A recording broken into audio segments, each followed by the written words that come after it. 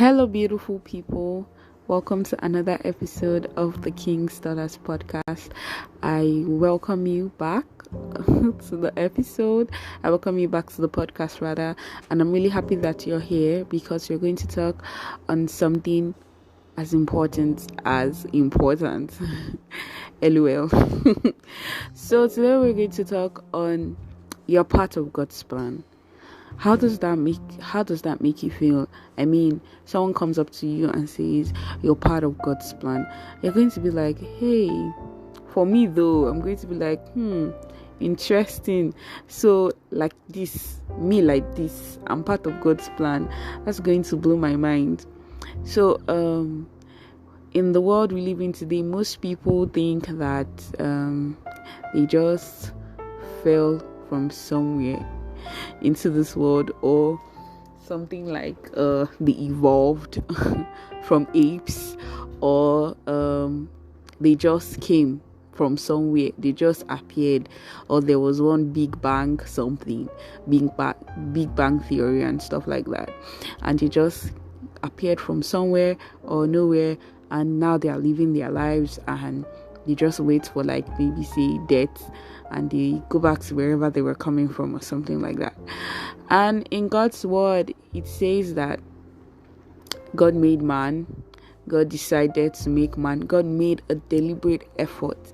In Genesis chapter 1 verse 26, God, after making everything, he made the heaven, the earth, the waters, he made the ocean, he made sun and moon, he made light and all that. He made like animals, cattle, fowl, made plants, everyone different. He made different things, and he said it was good. And then he said Genesis 1:26 now came on board, and it's like, let us make a man in our own image. Like, after everything else, I want to make man. It was a deliberate decision, a well thought out decision. Like, I want to make man, and I don't just want to make man anyhow. I want to make man after my own image. I want to make man after my own likeness. And he went ahead to do just that in Genesis chapter 1 verse 27.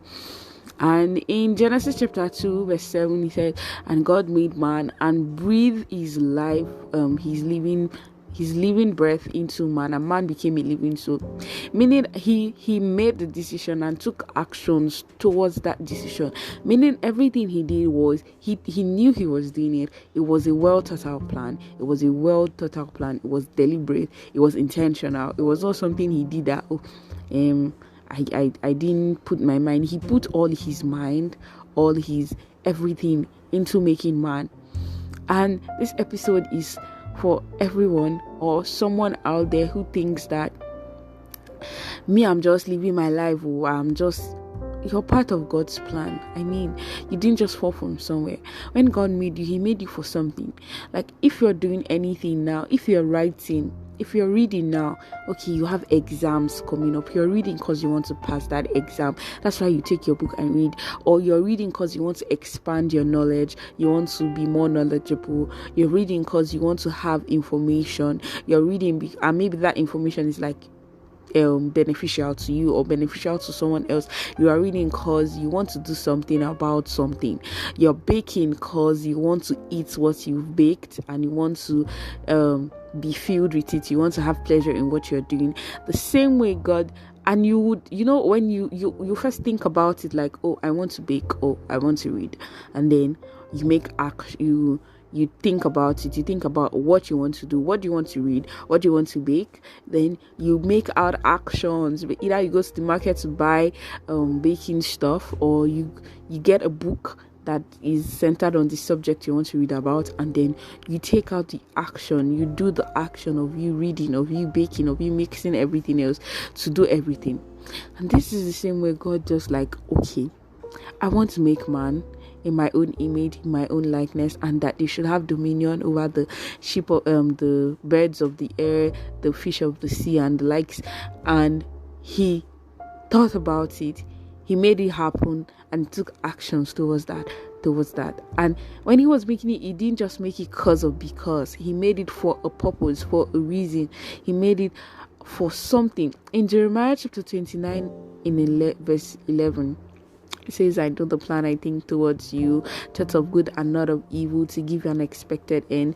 It means that, yeah, as he was making you, there was this plan he was like conjuring, there was this plan he was making out to happen, and he knew you were going to be involved. He made it so that you should be involved in that plan.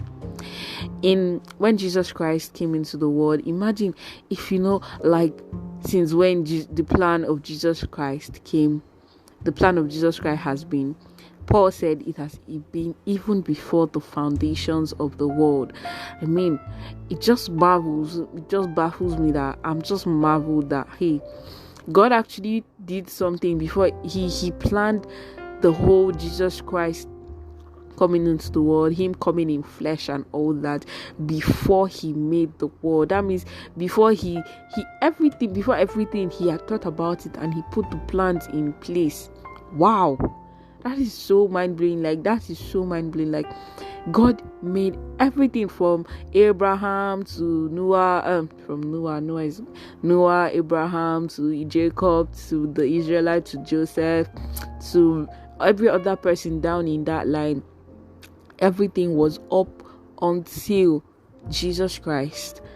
And that's the same way he has planned everything for us. He has planned it so meticulously in an organized manner that it can't like come off late. Like, it's not something that will not even later come to pass. This is what today's episode is about. You're part of God's plan. You're part of God's plan. It doesn't matter where you're born. It doesn't matter how you were born. It doesn't matter when you were born. It doesn't matter where you are at right now, or where you think you're going to, where you're coming from. It doesn't matter. I'm this. I have these limitations. I have that limitations. Know that you're part of God's plan, and you're just like, oh yeah, you have this confidence that, hey, I'm part of God's plan, not just President Buhari's plan, the plan for something, or a human being's plan. Why you may be part of that, you're part of God's plan, and that plan is way bigger than yourself. Because when you think about the plan of Jesus Christ to come down to earth and everything else, most of the things that happened, Abraham, Noah, they happened thousands of years ago, and the end product is still affecting us till date, and that is amazing. All the plans that God make, they are bigger than us, but we have a factor, we have something to just do in that plan, and he wants you to know that you are part of that plan. Don't think about, I don't have this, I don't have that. Know that you're part of God's plan. We always tend to think about the negativity of what's happening around us. Oh, I'm short. Oh, I don't have this. Oh, I don't think I'm intelligent enough. Oh, I don't think I'm brilliant enough. Oh, something I don't have this, I don't have that. I don't think, but whoa. But in essence, with all that, all those limitations you have placed on yourself, God is like, you're part of this plan. You're part of this plan. Like, you're part of this, and I want you to know that you're part of this. So this is to encourage anyone out there who feels like, I don't know what my life is all about. I don't know what's going on. Everything is not just going the way I planned it to be. Everything is not going the way I want it to go. Everything is just weird and somehow. This is to just inform you that, hey, it may be going somehow. It may be going weird. It may not be going the way you planned it to be, but you're part of God's plan. You as a person, you're part of God's plan. Out of the 7 billion people, the only you in the whole world is a part of a plan that is way, way bigger than you. And this is the end of the episode. Thank you so much for listening. And as you walk about today, as you walk about in your activities, and even in the following week and the following weeks, know that you are part of a plan. You're part of a plan that is mind-blowing. You're part of God's plan. I mean, the God of the whole earth. You're part of his plan, and he values you so much, because his plan will not actually be come to fruition or be fulfilled if you're not part of it. So you're valued, you're important, you're important to him, and he values you. He needs you too. Thank you so much for listening, and have a nice day. Have a nice evening or nice day. Everything. Have a nice day. Have a beautiful day. And see you in the next episode. Goodbye. Bye. Bye-bye.